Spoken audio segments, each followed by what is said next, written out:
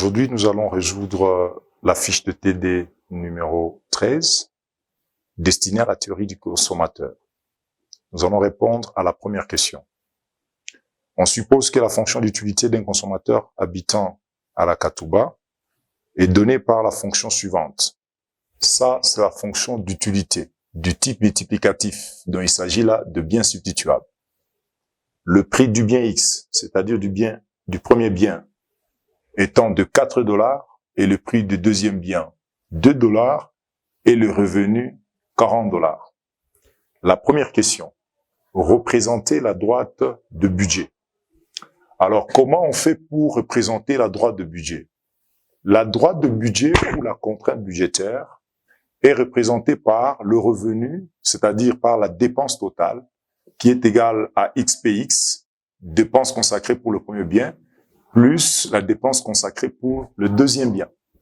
Donc, on va remplacer tout simplement chacun par sa valeur afin d'obtenir ce qu'on appelle la droite du budget.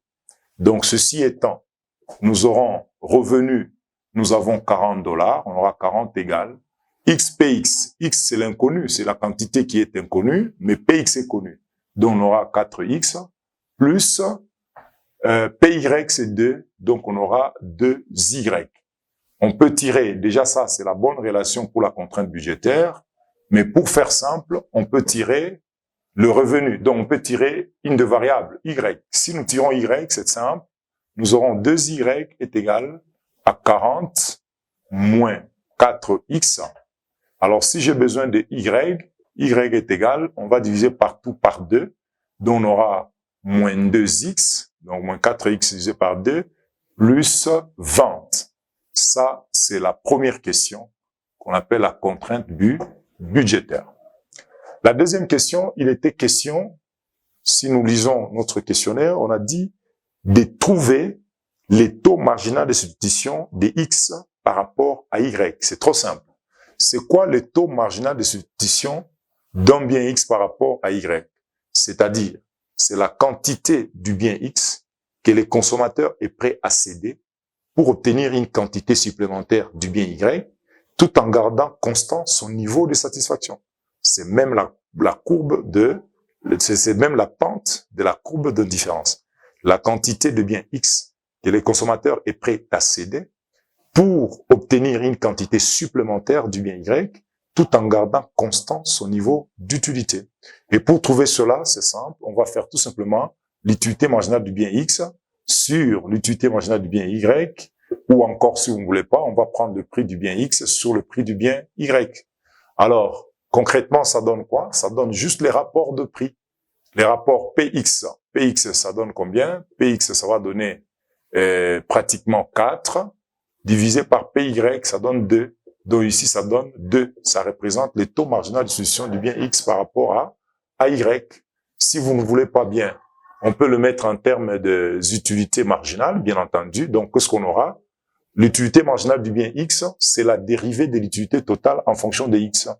Donc ici, je vais prendre tout simplement, ceci peut encore s'écrire, la dérivée de l'utilité totale en fonction du bien X. L'utilité marginale de Y, c'est la dérivée de l'utilité totale en fonction du bien Y. Alors, si nous dérivons la dérivée de l'utilité totale en fonction de X, ça va vous donner des Y. Si nous dérivons la même fonction d'utilité en fonction de X, en fonction maintenant de Y, ça va donner 2X. Donc ici, on aura par D. Donc l'égalité sera tout simplement que Y sur X est égal à 2. Ceci implique que dans cette égalité, que Y est égal à 2X au taux marginal de substitution. C'est-à-dire, quand il cède une unité de X, il obtient 2 unités supplémentaires de Y, tout en étant sur la même pente ou encore sous la même courbe d'indifférence.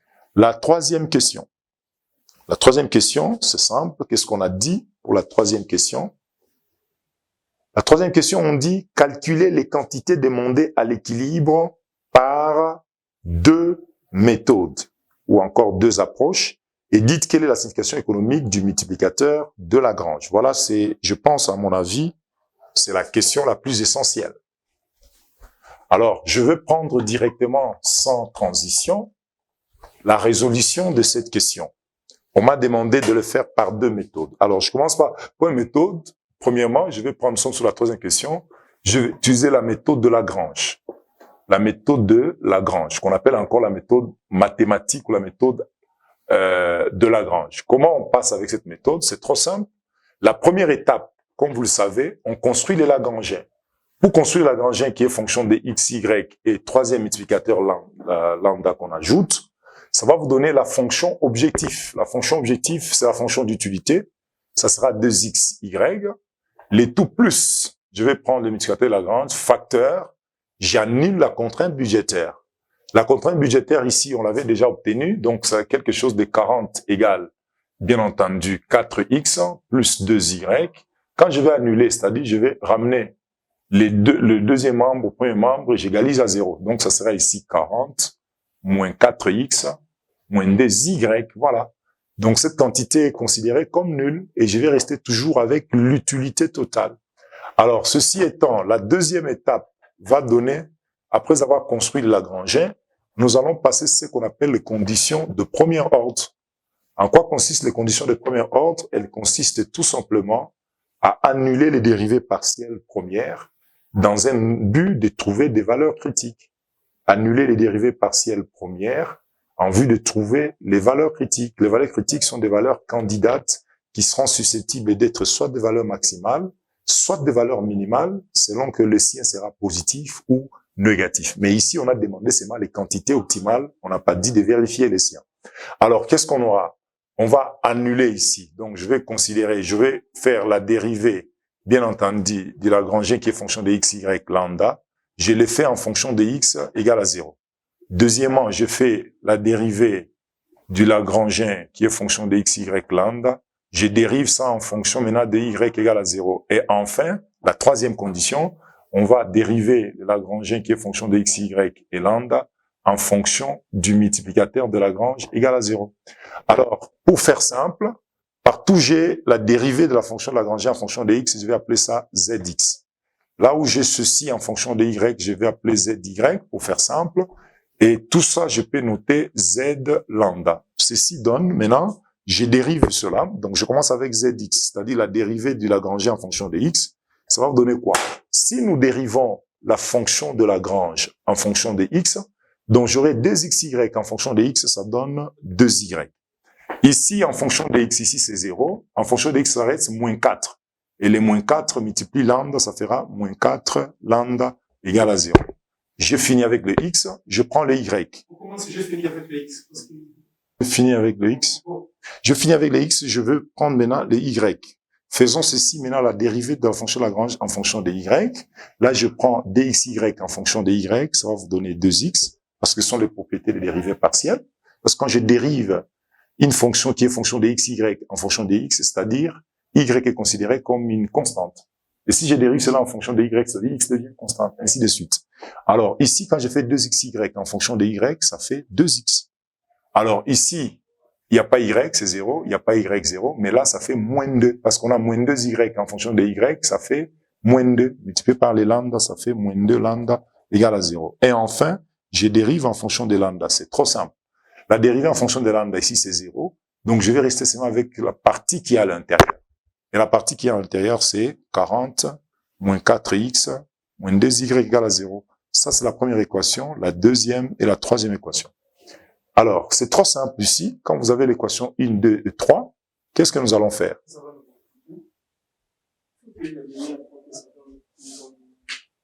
Est-ce qu'il n'y a pas quelque... Alors, quand vous avez 1, 2, 3, ça c'est la dérivée en fonction de x, en fonction de y, et la dérivée en fonction de lambda. C'est trop simple, on peut prendre de 1, je peux tirer lambda, parce qu'ici j'ai 2y est égal à moins 4 lambda, c'est-à-dire lambda est égal à 2y sur 4. Donc ici on aura 2y sur 4, parce qu'on aura 4 lambda égal à 2y, ça marche. Donc de plus prosaïquement, lambda est égal à y sur 2, ça c'est l'équation numéro 4. Alors je vais prendre aussi de 2, c'est-à-dire dans la deuxième équation, je peux tirer aussi lambda. Je sais que 2x est égal à 2 lambda, c'est que lambda est égal à x, parce qu'on aura ici 2x égale à 2 lambda, c'est-à-dire on aura lambda est égal à 2x divisé par 2. Donc lambda égale 2x divisé par 2. Donc, ceci implique que lambda est égal à x. Ça, c'est la cinquième équation. Alors, qu'est-ce qu'on observe? On observe ici très clairement que lorsque vous avez, donc on va aller rapidement, on observe qu'à l'optimum, c'est-à-dire à l'équilibre, on observe que 4 doit être égal à 5. Pourquoi? Parce qu'ici, dans 4, c'est lambda, et dans 5, c'est lambda. C'est-à-dire 4 égale à 5 à l'équilibre. Donc, y sur 2 égale à x. Donc, on aura y sur 2 est égal à x. Alors, ce qui implique que y est égal à 2x. Ça, c'est l'équation numéro 6 que je vais plus rapidement remplacer dans l'équation numéro 3. L'équation numéro 3, elle est là, que je n'ai pas encore touchée. Donc, ça donnera 40 moins 4x, moins 2y. 2y.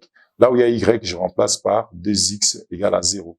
Donc, on aura 40 moins 4x égale à 0. Donc, on aura 40 moins 8x égale à 0. C'est-à-dire quoi? Ça veut dire que 8x est égal à 40. Et si j'ai besoin de x, ça sera 40 divisé par 8. Alors, si vous avez 40